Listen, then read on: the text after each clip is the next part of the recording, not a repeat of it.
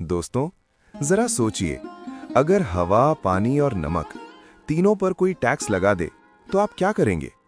चुपचाप सह लेंगे या फिर पूरी दुनिया को हिला देने वाली लड़ाई छेड़ देंगे? भारत में एक समय ऐसा ही हुआ था और उस लड़ाई की शुरुआत हुई थी एक बूढ़े आदमी के शांत कदमों से, जिसके हाथ में कोई हथियार नहीं था, लेकिन जिसकी चाल ने ब्रिटिश साम्राज्य की नींव हिला दी। ये कहानी है दांडी मार्च की, नमक सत्याग्रह की और उस आदमी की, महात्मा गांधी। भारत गुलाम था और नमक भी। साल था 1930। भारत पूरी तरह से अंग्रेजों के कब्जे में था।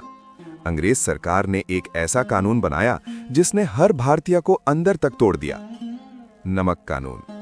इसके अनुसार भारतीय नमक खुद नहीं बना सकते थे।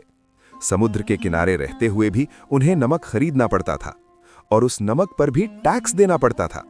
अब जरा सोचिए, जिस नमक के बिना खाना नहीं बनता, जिसके बिना मजदूर काम नहीं कर सकता, जिसके बिना गरीब जिंदा नहीं रह सकता, उसी पर टैक्स। आप बताइए, क्या यह न्याय था? गांधी जी का शांत लेकिन खतरनाक फैसला।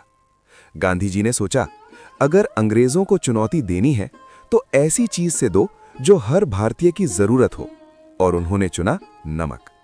गांधी जी ने वायसराय लॉर्ड इरविन को पत्र लिखा। उन्होंने साफ कहा कि अगर नमक कानून नहीं हटाया गया तो मैं कानून तोड़ूंगा।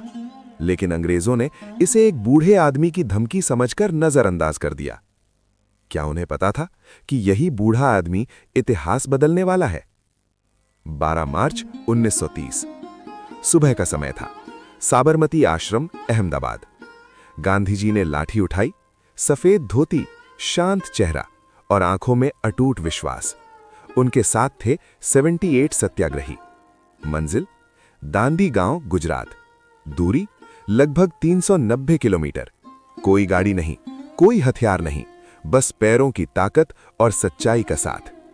जैसे जैसे गांधी जी आगे बढ़ते गए, गांव जुड़ते गए, लोग जुड़ते गए और आंदोलन आग की तरह फैलता गया। क्या आप सोच सकते हैं कि सिर्फ चलने से कोई साम्राज्य डर सकता है? रास्ते की कहानी भारत जाग रहा था। हर गांव में लोग फूल बरसाते, महिलाएं पानी पिलाती, बच्चे महात्मा गांधी की जय चिल्लाते।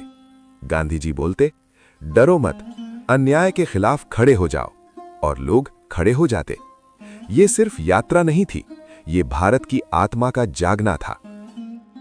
6 अप्रैल 1930 आखिरकार गांधी जी दांडी पहुंचे।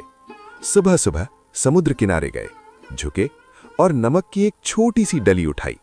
बस इतना सा काम। लेकिन इसी पल अंग्रेजी कानून टूट गया, भारत का डर टूट गया, आजादी की चिंगारी जल गई। क्या आपने कभी सोचा था कि एक मुट्ठी नमक इतना बड़ा तूफान ला सकती है? पूरा भारत उबल पड़ा।